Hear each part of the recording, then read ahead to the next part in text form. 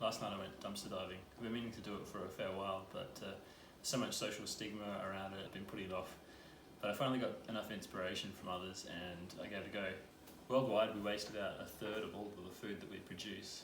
It's just crazy when there's still 1 billion people who are malnourished, who can't even get enough calories. The major supermarkets mostly have waste diversion programs that apply during the weekdays, but on Saturdays and Sundays it all just goes in the bin. The process is a bit gross because when they're throwing it out, they're not really thinking about how it might be reused. So some really spoiled stuff is mixed up with stuff that's just past date.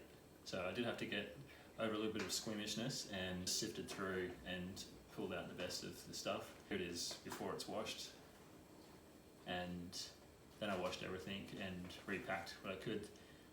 Some things are perfectly edible, others didn't look as good in the bright light as they might have in the bin. The strawberries here, about half of the total was usable. Still, I'll cook them.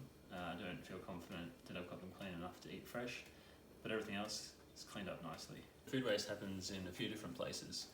One is unharvested fruit that remains in the field because too much has been grown to suit a market trend, or there isn't labour available to harvest it. This quest for perfect appearance, fruit and vegetables in particular presented in store, the unsold or out-of-date products, and the biggest chunk sadly is food that is wasted at home. It's food that's bought and then never eaten.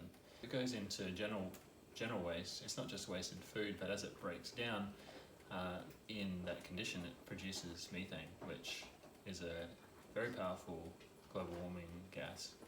And finally, no discussion of food waste would be complete without mentioning animal agriculture. Beef, for example, only 3% of the energy consumed by the animal ends up as meat. So as far as waste goes, there's clearly some low-hanging fruit there.